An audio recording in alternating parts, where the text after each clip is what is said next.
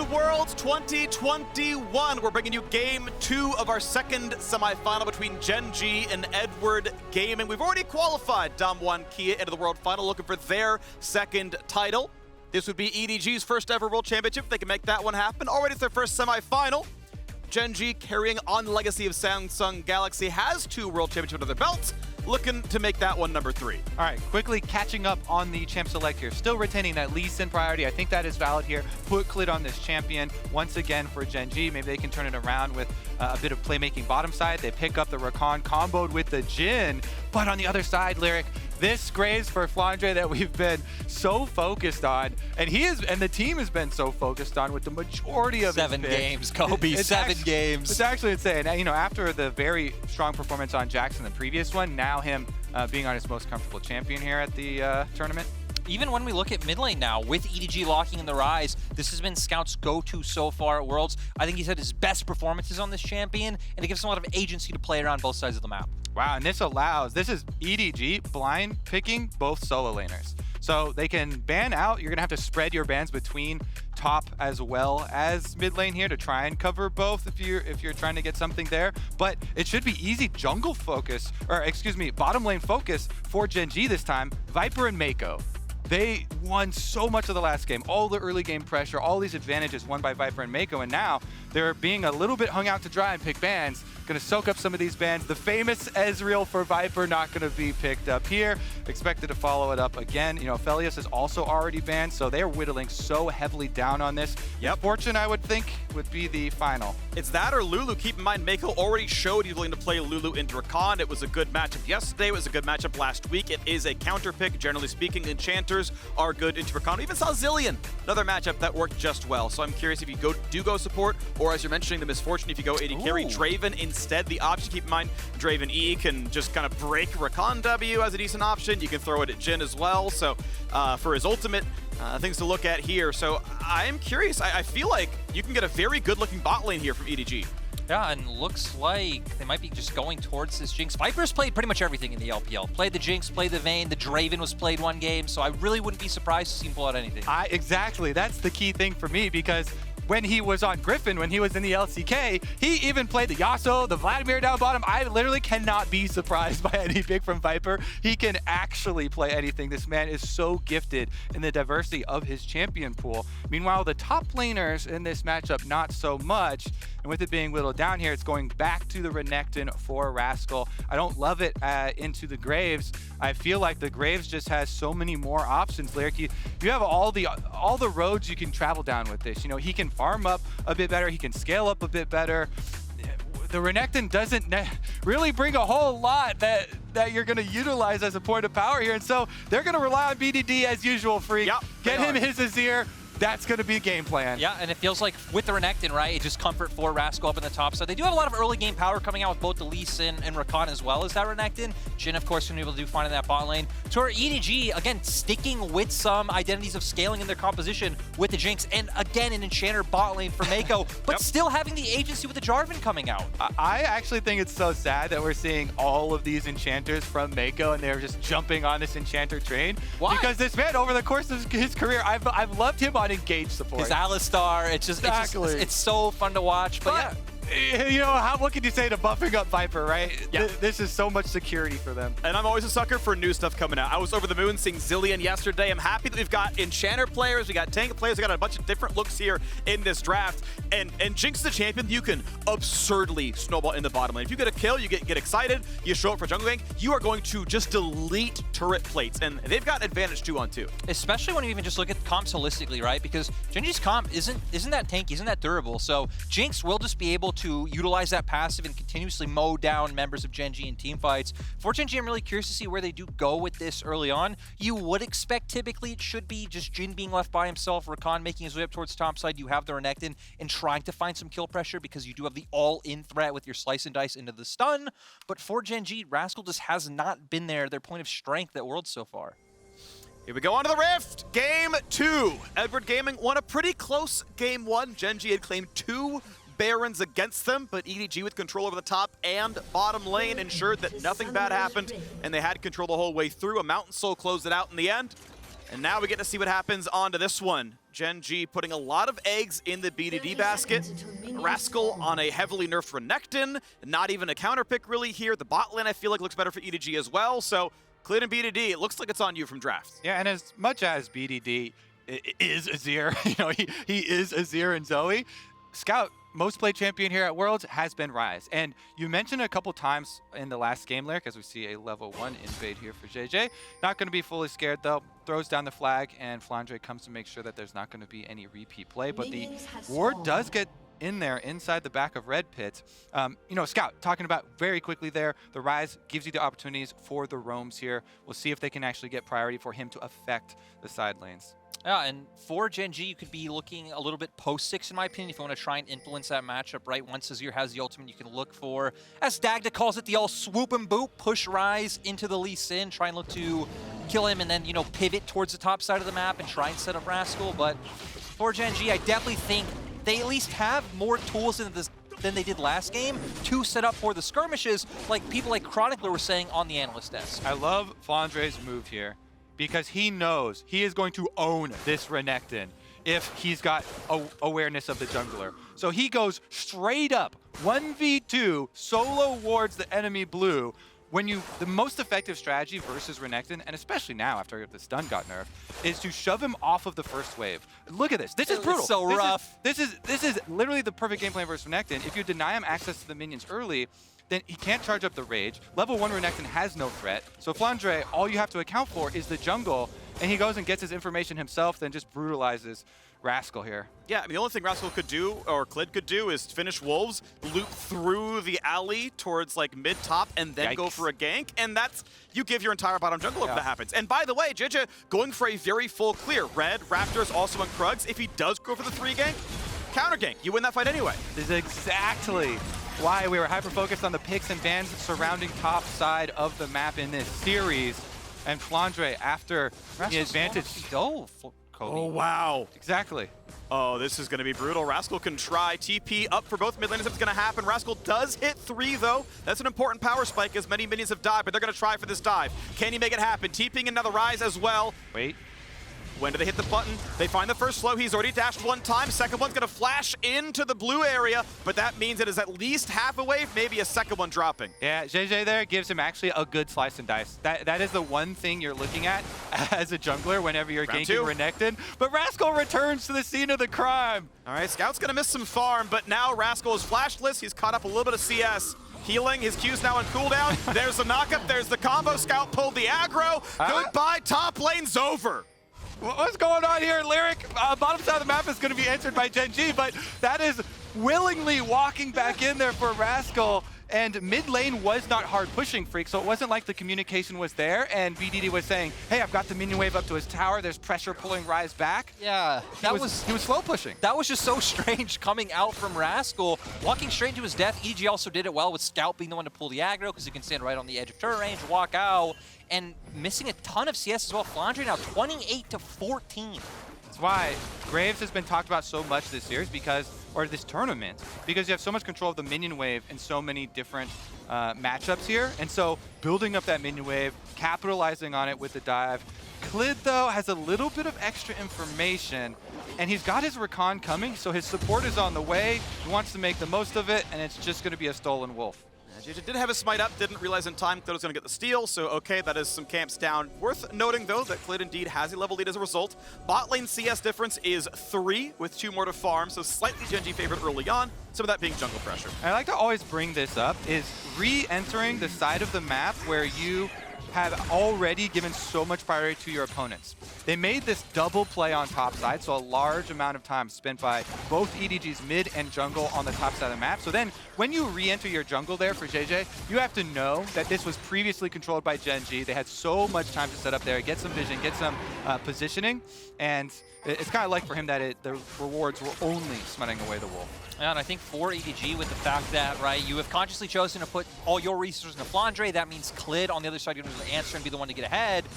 I want to see EDG look for another play on the top half of the map. Both junglers, of course, are up there right now. It looked like the wave from Rascal was going into Flandre, but Flandre instead just going to keep looking to deny and push Rascal under his tower. All right, wave down in the mid lane. Farm. +1 for Scout, honestly. Well done TPing out of your lane and still keeping up on that result. Was able to buy the tier as well and walk back, so he's going to feel comfy. BDD, though, does have TP advantage. We'll spot that one over time. Good root means a knockup on a Viper. Decent damage, but Lulu with shields and guardians not too bad. Looking to reset probably fairly soon as Meiko is out of mana, and that could be tough to lane that way, though has biscuits to keep it alive for now. Bit of bot pressure, not going to find too much more as the cannon falls and they sidestep. Wow, Gen.G doing a nice job of not allowing Viper to push in and get the reset. Knight is good damage, will not kill Viper just yet. Choppers come down to make sure there's no more chase, but it still is going to force the recall, and Viper may be on a somewhat ugly recall as a result. Yeah, it looks like they're going to end up missing a wave. Viper might have to back off, though JieJie doing a nice job of hovering down to make sure that Viper can stick around and catch his wave. Yeah, I was going to say, I believe there was that ward up by the top side that just saw Clid, so they know there's a little bit of time before Clid comes for a possible dive. That's why Viper has the confidence here. They just wait on JieJie to hover. You just need a shadow, make sure the Jinx can still pick it up, and Clid Rooted in place, not going to be in range for any more as the TP comes down. That's going to be VDD rejoining, so yep, out goes JieJie. A bot lane shows up as well to make sure the scuttle goes over, and that will be claimed by Clid. A really nice by Gen.G to kind of sync that one up. BD on a reset can just instantly TP in and make sure that nothing happens. Of course, because of this previous bot play, Gen.G did have push in bot side as well. but it leaves open. Now, his teleport has already been used to cover for a crab. It's the top side. You cannot cover for this Renekton any further, and so Flandre, again, just to push this Graves Renekton matchup to the most extreme. Again, remember, this is pushed to this level by the extra information. Warding out the jungler, keeping track of him there. Not necessarily the extra avoidance of mid lane, but Flandre flirting with a little bit here as Clid clears out the control ward. I do feel like Gen.G so far have done a pretty decent job at least stabilizing Rascal. You can see Clid is just constantly hovered around pretty much each of his lanes to make sure that JieJie can't look for these plays. And gold pretty much even so far. And most of the goal difference is going to be that first blood, obviously. 600 handed over as a result of the kill and the assists. Farm has been fairly close. But yeah, I'm curious how much more bleeds out because it's already been 2 plates taken up there. So last game, even when Edward Gaming got such big early advantages, there was still the other side we could go to for Gen.G, and we're like, oh my goodness, they can still rally around their team fighting with Seraphine and making use of the double enchanters. But this game, I find it a little bit disingenuous if you wanted to go back to that. Like, there are so much fewer outs that Gen.G have this time around because of their draft. The Renekton is going to be useless. This is a useless little meatball there that's going to try and, buy some time for the Azir to hit. You're facing a Lulu'd up Jinx, okay? So I feel like Gen.G's hopes right now are literally, God BDD, please save us. Because other than that, it has to be some insane picks and performances from the Rakan, from the Lee Sin to just outplay the side of EDG. Barring that, though, EDG have so many outs in this game. They can split push with Ryze later. They can team fight with the Lulu'd up Jinx. It just seems so much in their advantage. However, I've got a curse for you. Water spill on the EDG side. Oh, Viper. No way. Clid lost game 1 off of a water spill. It wasn't off the water spill, but there's a water spill on Viper's side. Obviously cleaned up, now ready to go. But, just pay attention during these pauses. Who is the one with the klutzy fingers? And Detective Freak. might just let you know. Who spilled the water? It was Viper on stage with the keyboard. Now we're going to see if Viper can pick himself up a kill as well. But nope. Not going to be able to find it. And going back to the point that you were making, Kobe, while we were in the pause, is that I agree, Gen.G's comp just looks so much less forgiving. It's kind of like a bit of a pit comp in the early game, and then late game it is all on BDD. The problem is you have Viper that outranges absolutely everyone on the side of Gen.G. And they've got tanks on the other side too. Like, Jhin is not great at working through tanks, while you can kind of rely on Azir. If Azir is your only hardcore scaling component, then you have very difficult times going up against, guess what? Flandre's super fed on the Graves. He's going to have so many options, as well as the, Jinx Lulu. Anyways, back to the early stages where Gen.G still have hope. If they can get Rift-Tailed and push us ahead, this is where you want to make use of those pick opportunities, Lyric. That's how, like we said, you outplay with this comp. It's not all based on the comps. It's about how you play. Can they get some of these pickups? Can they make use of this Rift-Tail to gain map territory? But the other side of the map is EDG controlling the bot lane. Ruler has just forsaken bot lane because, wait a second, Ryze is missing, Jarvan's missing, we're all topside. 2 turret plates just now went to Viper, without even having to roam out of the lane, right? Normally it's like, oh yeah, they cross-mapped us. We brought our AD carry up, we got Herald, they stayed down. Both bot lanes were down, and it was still 2 plates taken. Clid hovering for a possible outplay. You know, one of those big Rakan plays, flash, try and get in there, and yet perfect back off there from EDG. They just finished on the wave, so they're easily able to recall and reset, and another one of these attempts or opportunities not achieved. And a lot of this actually does stem from what's happening in top lane, right? All the map is connected. Flandre able to play very self-sufficiently.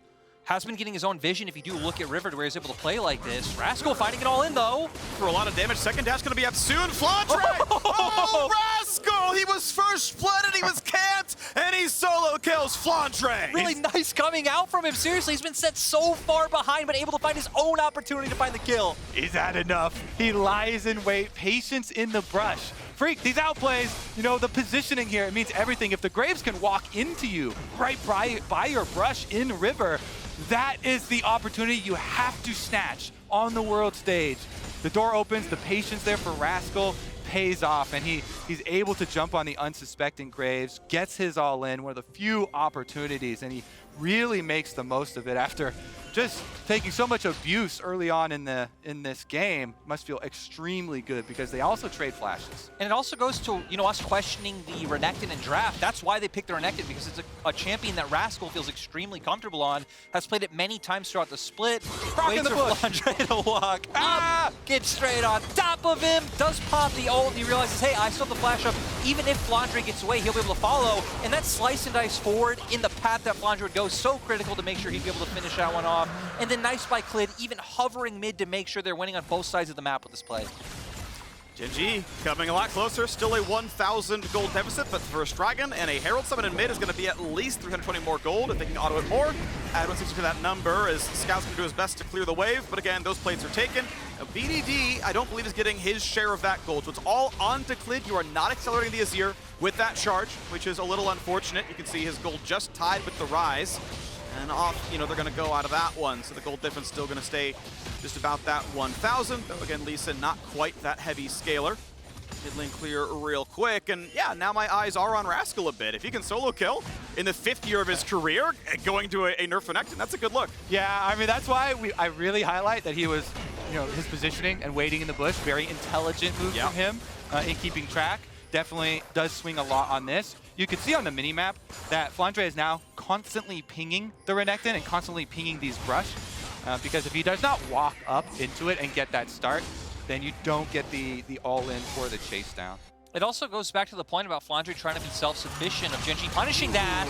Ace comes in, they get the root onto Lee Sin just barely, but a charm and knockup. Meiko wants to tank the Q from Lee and is able to do so. The big health comes across, Ward have to kick backwards. Is this gonna be enough to kill out Viper? He's running for his life, his health bar is at 1 and he's gonna go down. Clid finds the gank in bot lane. Another outplay, Clid absolutely demolishes Viper there. Again, Viper being overconfident with that position. He doesn't respect Clid.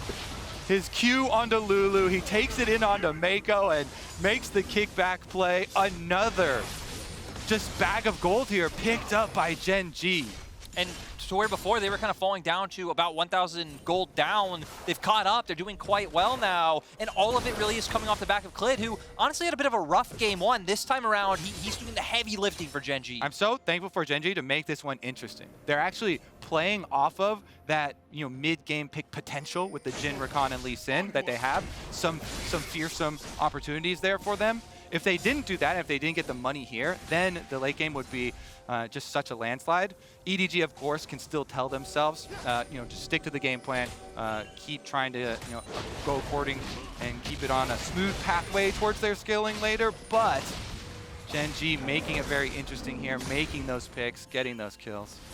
And even now, right, Gen.G coming out with 3 mythics compared to 2 on the opposite side. So if any skirmish does happen in, you know, the next minute, I feel like Gen.G are solidly favored. Right now, it looks like Clid's pathing up towards that top lane to make something happen. Interesting, too, because Flandre has no flash, neither does the bottom lane.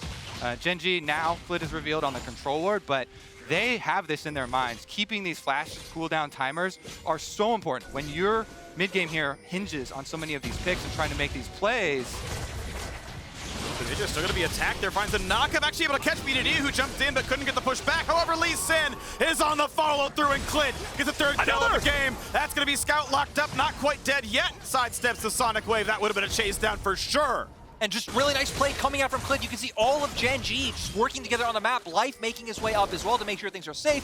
BDD going in, and it just shows the strength of having the support of these roaming supports able to follow through. Clid being such an aggressive playmaker, now breaking down mid-turret. That's going to be so massive for Gen.G on controlling vision in both quadrants of the enemy jungle. Again, this is Gen.G making these proactive plays. This is Gen.G rewriting the narrative on them of being slow and not taking the opportunities that are in front of them. This is a proactive Gen.G forcing all of these picks, all of these plays onto EDG. They're going to get rewarded on bottom side. Everybody moving over for the extra damage. Turret number 2 going to fall, and they're actually going to let Ruler get the solo gold, it looks like. BDD and Clid both came down, made sure, okay, JieJie didn't come on his way over. No one's going for a TP defense. Ruler, 300 gold richer. Now the bot lane, I mean, I like the Lulu pick, but as it came down to it, Gen.G able to put enough pressure down through Clid that bot lane was won by Gen.G, and even without the help, Rascal started finding his solo kills. And now we're going to be looking at top side of the map. EDG, of course, did just elect to give up bot lane and make their way up towards Rift Herald first. If Gen.G had been a bit closer, I think they could have looked at posture and buy time, but EDG so early on this objective, they're not going to. For Gen.G now, I think you just look towards bottom side, put vision down, and just keep up the dragon stacking game. You already have the first one, could potentially set this game up for a bit of an earlier soul, and then have a late game win condition in that. Gonna summon top lane. Outer is definitely gonna die, even just to auto attacks. Flag and drag in. Okay, I like this one. Also, if you're afraid of getting attacked, you flag behind. The AoE for the attack speed's very, very high. Put the autos Q back out. No one's gonna gank you. They're not gonna burn the Herald just yet. They knew they get that turret. Waiting for something more valuable, like maybe bot lane or mid lane. Yeah, and I'm really surprised that Gen.G haven't committed more towards this bottom side. It looks like they're really afraid that EDG might commit up towards another play on Rascal and then drop that Herald down on a tier 2. Herald is really cool because it makes your opponents respond to you. If you want to make an unsuspecting play like this, where they were just hovering around in the fog of war there before walking back to this Tri-Brush ward, then you can overcommit to a side of the map and force your opponents to answer the hard push of the Herald, but it is a really good pick here. Good play by JieJie, but still rooted in place. He's gonna get kicked and killed. Well done by Clid. Best he could do was to ult through the charm. Still gets knocked down. It's gonna be a fight for some Krug gold. Not gonna matter a whole lot. Gen.G proactive, winning in game 2. It's Gen.G unleashed in the mid game here. They just continue to beat up EDG. That ward in the Tri-Brush Freak. They call up the bottom lane, and Ruler with the Jhin ultimate opening up again. Clid finds another 3 kills for him. Scoop back on a scout. Ruler lands the snipe, lands the kill. It just keeps happening. This game belongs to Gen.G. And Gen.G just finding picks all over the map. I'm pretty sure we saw Ruler walk right through mid-wave down towards that bottom side. Surprise Scout can get picked off by that. But I love that Gen.G are keeping this momentum up. Already 3 turrets down, only 1 on the side of EDG. And all of this strength on the Lee Sin 3-0-0. Gore Drinker already making his way towards the Sterix as well. And for Gen.G, they just need to keep this up. This is their power spike. This is their point of power. They have lockdown and numerous rolls coming out from the Rakan and the Jhin, and even good backline damage coming out from the Azir. EDG not having a great way of walking into that for Gen.G. Great point. And the way that they do push it ahead for Gen.G is now that you do have all this priority with pushed in on side lanes and all outer turrets are gone, is exactly what Life is doing right now. Moves in, gets the deep wards to see the transitions between these secondary turrets here. When EDG are trying to catch that farm, they're sticking to the, we got a skill for late game plan. It's Gen.G's opportunity to increase their lead. You take away the jungle camps, you threaten the picks here. They've made very good use of the Rakan engages. Clid's Lee Sin has been on point, forcing play after play for them. And now you get to leverage that extra territory that you've earned with the threat of those picks. It's also, when you look at these 3 champions in particular, the Lee Sin, the Jhin, and the Rakan, there's so much long-range pick potential to follow up. EDG don't need to full-on commit into you for you to be able to find that one key pick to be able to push the gold lead further. Damage here towards almost the turret, looking for a bit of poke, maybe a CC and a lockdown, but just Gen.G owning the right side jungle here is Zap. Not quite as good as Captive Audience, to be honest, and it's not going to do too much either. Now, looking for the next move as bot lane is still under fire. BDD happy to poke at Flandre as Ruler puts some shots onto the turret. Yeah, looks like Gen.G should just be able to keep sieging this one down and get this. Ruler even still having his ulti if they want to wait, but next wave is pretty far away. Looks like for Gen.G they should probably just start pivoting towards mid, keep taking away these jungle camps. and looking for the next objective on the map, which probably is going to be Baron spawn. Get some vision down on the top side. Again, one of the biggest things leveraged against Gen.G was them not pushing ahead game states, but they continue to increase it here, stealing away the jungle camps you mentioned, pushing out on the sides, and BDD holding off multiple members here with extra pressure. He's basically just buying time for the rest of the team in the numbers advantage side lanes to take down another. And now for EDG, I feel like a big point of power you were looking for was the side lane pressure they'd be able to get with both Scout and Flandre, who should be able to win out in the 1-3-1. But Gen.G have done such a good job of playing out through 2 lanes, leaving Rascal on weak side who has TP, should be fine to clear that one out and not giving the potential opportunity for EDG. You can see now EDG are the team who have to just all in on one lane of the map, give up farm on sides, and try and force something, which is where Gen.G are stronger right now. Exactly. So now we're looking at EDG, their possible comeback mechanics in this game. Ryze ultimates plus the Jarvan finding someone and getting that pick. Sometimes if you leave these openings and you don't do your due diligence with your warding from your split pushing and you're trying to gain too much in a map controlled situation, that's where the comebacks happen. And if you give some gold in a pick and a comeback opportunity to this EDG comp, that's when it gets quite scary, to the things that we were kind of warning about in the early stages, speaking about how that EDG comp will be so scary later on. Gen.G can easily transition over towards the Baron now when you see them moving in for super deep red quadrant coverage. I think another nice thing for Gen.G going forward in this game is the fact that it will be an Infernal Soul. So it's not something like a Cloud where a lot of teams feel like, we're fine to just give that one up, just keep farming our own jungle camps and scale up. EDG are going to feel like they need to fight for these objectives going forward, and Gen.G have a reliable way to force EDG out of their base. Yeah, we can see top lane tier 2 maybe the target, as we've got 3 members up there, only 2 on defense for EDG, but as Ryze clears away the wave, they're not getting a whole lot of damage done. Their ruler's showing up now as well. Renekton gonna come over and control mid, so a lot of members heading towards the top side. It's just Graves kind of accepting the farm down at bot lane, the Rebel of tier 2. Gen.G keeping the pressure going, already on 2 dragons. Baron has spawned a minute ago, and turret only gonna lose about a quarter of its health. Ultimately, it's not a whole lot done up here, but nothing given away, so it's just some extra turret chip. This teleport very deep. They're going for the pick on the Renekton. Yeah. They know he's isolated. They know he's away from the rest of the team, so Rascal going to be attacked and shut down. 500 gold goes through to the Graves. And that was the pick that you were talking about, Kobe, for EDG to find ways back into the game, to find ways to pick up gold. It is going to give up a turret on the opposite side, but EDG needed to find anything. We keep cursing both teams. Let's just keep talking about the comeback mechanics for each side, and we'll continue to have the back and forth here as EDG, not only is it a pick, but they trade turrets. They're gonna leave open the inhibitor here. With 37 seconds left on the Dragon 2, you have to decide between getting your recalls off to reset for your control wards to go back down there. Flandre gets another outer, and the gold keeps flowing in. Scout's one without TP, so he actually can't join that, but Flandre able to push down to the bottom side. This play, long form, has been positive gold to EDG because they got more turrets in the shutdown, or equal turrets in the shutdown. So overall gold positive, but the question is, can they play for Dragon in time if they want to slow down the stacking? Scout's going to be able to get down to the river just about in time. Gen.G getting a lot of their recalls off, and I think it's going to be a close battle. Yeah, EDG at least will be able to get some river control cemented first, with the fact that Flandre was pushing in that bot side of the map. For Gen.G, though, we talked about a lot of the long-range pick tools. You can open up Jhin ultimate, try and force him off. Jhin, Rakan, follow up, but no, for Gen.G, they don't want to look for it. They're just going to back off. I kind of like the choice from EDG to take that timing as an opportunity too, because as long as they get out here. Yeah. He's got a dash. Gen.G anyway is returning to take this tower, and they might be looking for an opening with Scout on the side. They got a route, they got another route, almost, so barely Clid is able to jump away. That was so close to being locked in place. The root did not come down in time. No, so for Gen.G, they are going to be able to back off. Looks like Clid gets the smite, gets the red buff. And now Gen.G, of course, are going to posture towards top side of the map, look to get that vision down, because Baron now the only standing neutral. And for Gen.G, I don't think they have a great way of punishing the fact that they took top lane inhibitor turret. Maybe that's one of the reasons why EDG were fine giving it up, because Gen.G don't really have a split pusher, but instead they want to bait the Baron. Or not. Trinket used. They don't have ways of getting rid of the vision. They don't have a control inside the pit, so okay. Knew it was aggro, due to back off.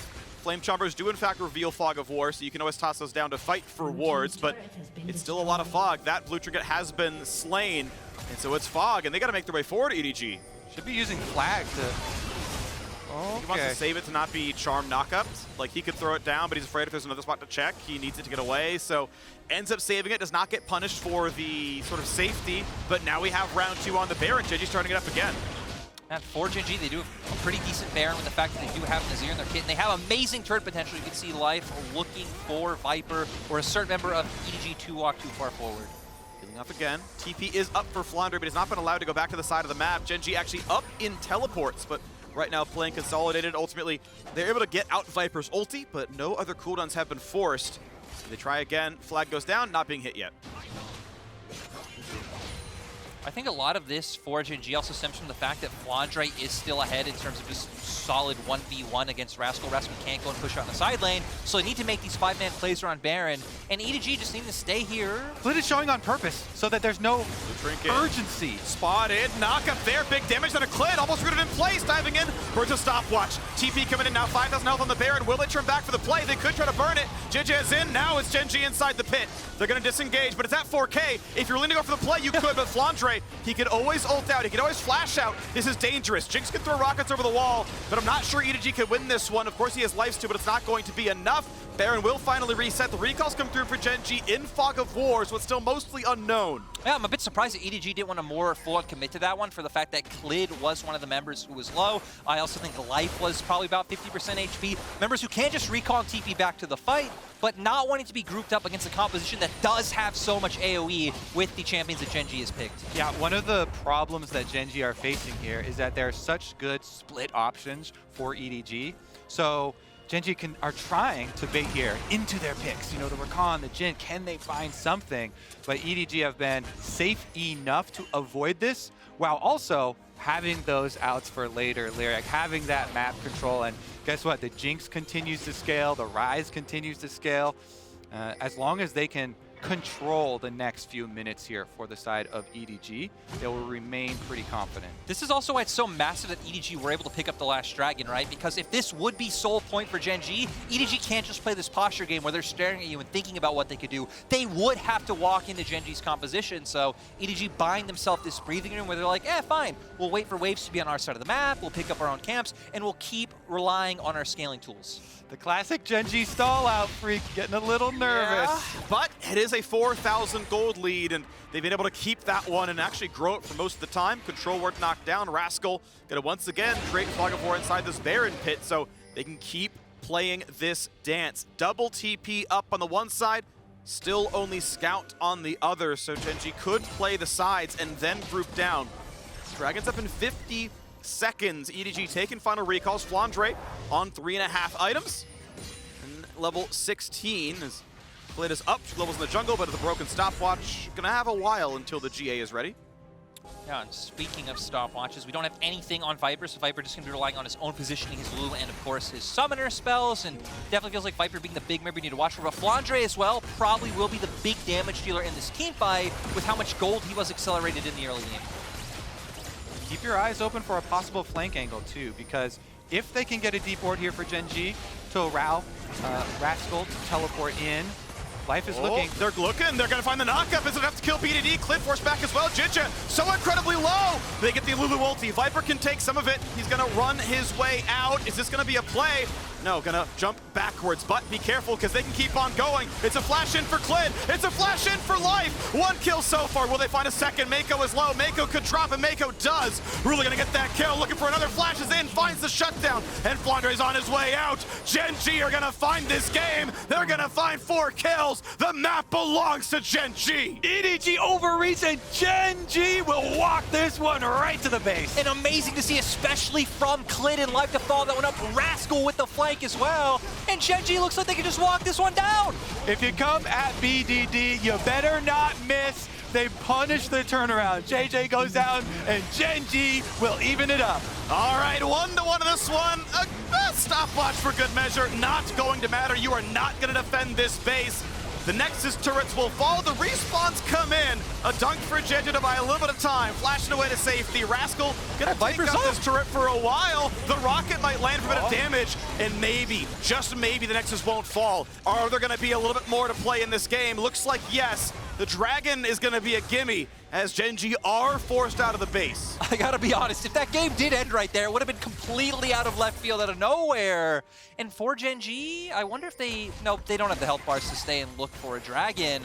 But EDG maybe on the top side. Heroics there from EDG to hold at the Nexus, stalling Gen.G, and now they have really strong possible response, forcing on Baron. You see the teleports quickly coming out from EDG from Gen.G to answer. At least you go for the vision, but you might go for the Baron rush. Now, Clid did stay on the map, but that means he hasn't spent since the last team fight. It's a little bit more than normal. TP in, they're gonna rush us down. Clid. It's gonna be a smite fight. It's gonna be a smite fight. Is Clid gonna get it? Clid. He is. You gotta be kidding me. It just keeps happening, and we're gonna have a whole bunch of kills. It's Flandre running for the hills. A Realm Warp brings two to safety, but they're gonna pick up every single one they can. Okay, it's gonna be BDD putting a stopwatch. It's gonna be 3 shots for a minute, but BDD stays alive. Scout and Meiko doing the best they can. Flandre cannot lifesteal enough. Ruler keeps finding the kills. Then a stopwatch buys another couple of seconds. A flash of safety will not bring Meiko back to life. Ruler gets another, and that's gonna be the ace. This time it is Gen.G finding the kills. Clid does not miss smites, and game 2 is gonna go to Gen.G. Amazing to see from the early game coming out from Gen.G, especially Clid. It felt like he was everywhere he needed to be. Colby, you kept talking about the outplays, the playmaking that Clid needed to find. He found it throughout the whole game. And this game, sure, Gen.G dominated it, but it really felt like that one team fight at the end where EDG just overcommitting, looking for BDD, completely ended the game there. Ooh, this series is very back and forth, gentlemen. A lot of openings here. I agree, my honors going to Clid for sure for this game. He really took it upon himself to be that leader for the team, creating so much action, getting them to the position where they could win, and then also just assassinating the Baron, sneaking around the backside, teammate getting vision for him, perfect steal, then the kick out. We're in for quite a topsy-turvy one. Hey, it's fun. I'm glad we get a good series here. I'm hoping for just a barn burner, a slobber knocker, games back and forth. We've already got a series on our hands as the score is 1-1, but we're going to a break in a second. Now, Arcane, Riot's first animated series, is coming to Netflix on November 6th. 6 days away, set in the utopian region of Piltover and the oppressed underground of Zaun. The story follows the origins of 2 iconic League champions and the power that will tear them apart. Let's take a fresh look into the series with the debut of our newest trailer.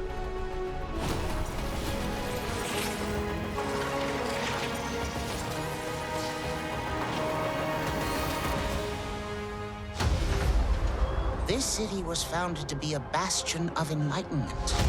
We are the city of progress, and our future is bright.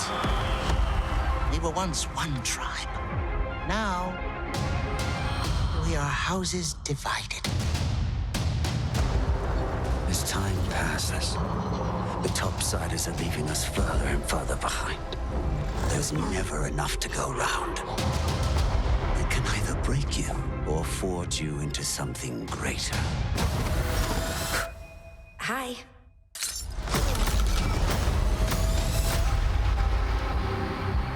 I need to speak with one of the inmates.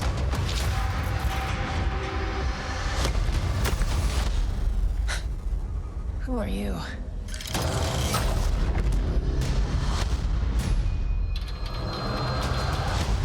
I have to try and find my sister.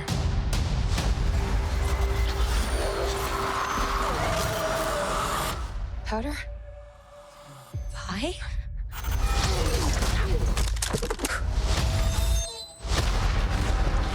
There are people down there hell-bent on destroying us. The only way to defeat Topside is to stop at nothing. We should prepare our own countermeasures. Imagining yourself a hero. I'm afraid this will be a very short reunion. You talk too much. Here we go.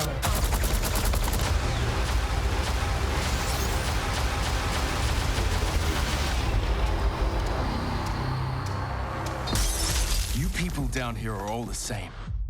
Bit of advice. Don't threaten the guy who pours the drinks.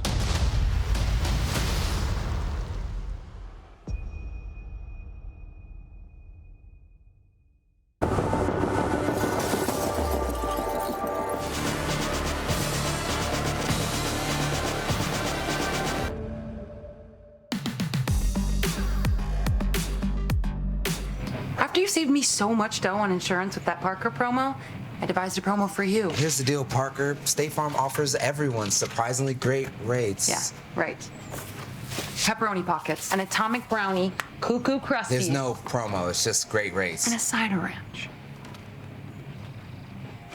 You're the man. When you want the real deal, like a good neighbor, State Farm is there.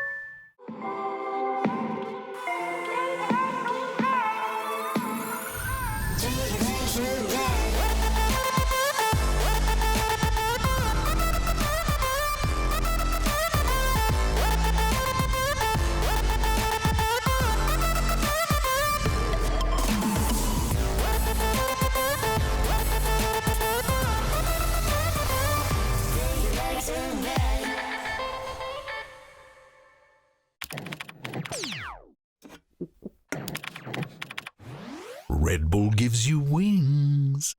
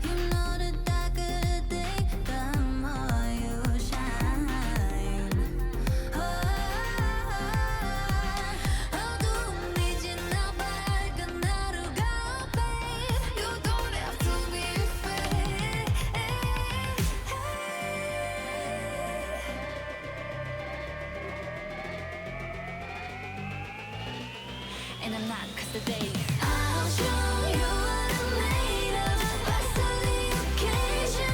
Got fears but no faith. I'll show you a heart full of fire. Looking at the fire. I'll show you what I'm made of. What I'm made of.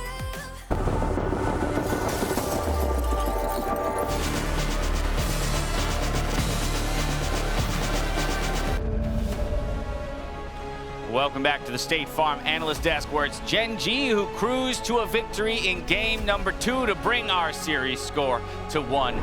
I'm happy to be joined by the only man on the Analyst Desk who had the faith in the LCK squad to take the series. It's my boy, Chronicler. Chronicler, 1-1, they brought us there. How you feeling?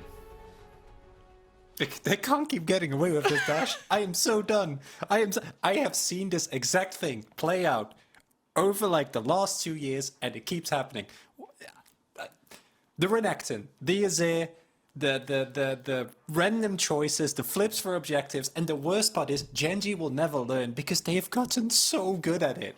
And it's driving me nuts, okay? Like, we see them try a draft that I think is really cool with the Seraphine, and then it doesn't work. And what do? They go back to Renekton. That champion is not good. It should not work. It gets dove early. But teams keep walking into them, keep giving them the opportunity to come back, and then they win. And because they keep winning, they're never going to learn. They're never going to get better. And this team has so much promise. They're so good individually. Did you see how well Clid played? Yeah, I saw it all. I tell you what, Chronicler, you clearly look like you need a moment to breathe, and while it was your team that ultimately garnered the victory, I'm going to give you that much needed moment to breathe. I'm going to go over here, I'm going to join Vedius, I'm going to join Azale to help break down the rest of the series, but I think the call out is an interesting one. Right? This idea that Gen.G go back to the tried and true when it comes to needing a victory. And it does work for them, but it does also speak to Chronicler's point that they are a team that is fairly one-dimensional. And if it's the only thing they can bring, will it be able to get them more than the one win they have so far? So it's one of those, it's the double-edged sword where you're like, okay, yeah, I understand why you want to be critical. I understand, like, yeah, they lock in Renekton. You see this draft, like it is. We were talking about Be honest, when you saw it too, I was like, that's a Gen.G draft. Yeah, that wasn't a Chronicler only thing. I don't even have to watch a regular season, and immediately I'm like, that's a Gen.G draft. That's a Gen.G. But the truth is, you got him a win. And like, if it keeps getting wins, that's all that matters at the end of the day. Their goal is the World Final, and if they can keep getting away with it, then they're not going to stop doing it. And the reality is that in this early game, I really thought things were looking good for EDG, but a solo kill in top lane, the repeated ganks bot lane from Clid, the limitations of what EDG could actually end up doing was shocking, and I was surprised as to how quickly EDG fell short in the early game. I mean, Azale, the solo kill top lane, no doubt was shocking after having been focused, you know, forced off the turret, blowing his flash, returning to turret, dying to the dive. With a Graves ahead, Renekton comes back with a solo kill, but Vedius and Chronicler both mentioned it. It's Clid, our Oppo player of the game this time around, chaining ganks and kills together through the early game. I guess you can draft whatever you want if this guy's going to pop off on Lee Sin like the way he did. I mean, absolutely. I think he's just playing incredibly well in this game. And it's kind of to Vedius's point. I mean, you're putting resources up towards the top side to get the Renekton behind, to put your Graves ahead. And it feels so bad when then you see your Graves getting solo killed by this Renekton that you already put behind. And on the other side of the map, your bot lane is just getting absolutely stomped by Clid. So things kind of fell apart pretty quickly. It felt like for EDG, and we've seen the power of Lee Sin all through quarters, now into semis. People have just been dictating games on this champion, and today it's no different. There's a piece of me that just can never get over the fact that Lee Sin always finds a way to be one of the most impactful champions at a world championship. But again, it makes sense because of what you can do with the skill ceiling, and then of course the steal on the Baron as well. I mean, Clid coming up massive for the squad, and it's what you want to see out of a player like him, given the likes of his opponent on the other side. So what I will say is that, like, this was overall a good performance from Gen.G in that once they got the early lead, they were actually pretty effective at utilizing it in the mid game, right? Because top lane was able to recover in a 1v1, then Clid invested bot lane while BDD was scaling in mids. You kind of had all the components that you needed in the early game to then transition into a very solid mid game. And my concern comes from EDG, which is that this isn't actually something new. We saw this in group stages. We've also seen it during the regular season of the LPL. When you attack the bot lane, and when they don't have that same leverage or pressure bots, then this team seems to struggle to know how to best answer in the mid game. And it really did feel like that slowly but surely they were conceding one objective after the other. And it almost felt like that they were waiting for that one moment. And it felt like that Baron was that one moment, which obviously was then ripped away from them. But this was something we talked about in the RNG series, where if you do shut this bot lane down, EDG do seem to also shut down in their entirety. So we'll relive the final moments here, but really, Azale, what I'm concerned about is game number 3. If we have diagnosed that Gen.G is one-dimensional, and this is their one dimension, now that you've seen it as the side of EDG, what do you change? What do you do? How do you make sure you take the next 2 back-to-back? I mean, honestly, I just think it's more about, EDG playing mistake-free than it is about anything in particular that Gen.G is doing. They are just playing more about these standard picks. They play in a similar way. They like to try to force Barons. They like to try to do these things. They slow down in the mid game. They kind of struggle to close out games. Yes, there are these patterns that you can identify, but I don't think it's like, you just pick this thing and then you beat that. I think EDG has to play a more mistake-free game. I think even with the advantage we saw in game number 1, Viper was actually making a number of errors, was getting punished. When you have the advantage in a matchup on top side, you can't afford to get solo kills. You need to be playing more safe than that, because I think that's really what put EDG on the back foot. If one lane is losing, it's okay. If your top lane is now losing, your mid lane is outranged by the Azir, and you have Jarvan who's now getting invaded by a Lee Sin that's ahead, like your options are so limited, and you don't have a lane to play through. You don't have vision to play around, so you just see your jungler, getting completely erased from the game. Well, both wins so far have come from the blue side, and with the side selection, EDG is hopping back that way for our very next game. We're gearing up for game 3, but as we go to break, let's look back at Gen.G's clean sweep over Cloud9 in the quarterfinals in Sounds of the Game, presented by Bose. I'm sorry, Azale, it has to happen. No, you can't make me watch.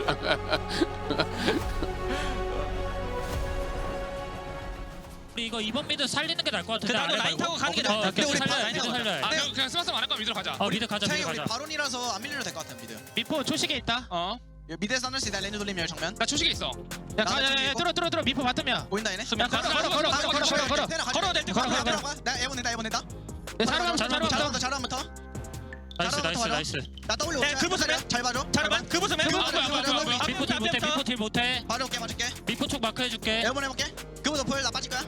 신들 앞에부터. 나 W 4초. 그거 노플. 미포 걸어. 그거 연계 좀 해줘. 그거 쓰면 오케이. 그거 끝내러 가자. 그거 노플. 내가 탱. 나 빨부터. W. 미드 라인 살려. 리브 공 체크. 비브 간다. 오케이. 갈게. W 4초. 한 대. 수는. 맞았다. 나이스. 나이스. 초반에 너무 실수했다.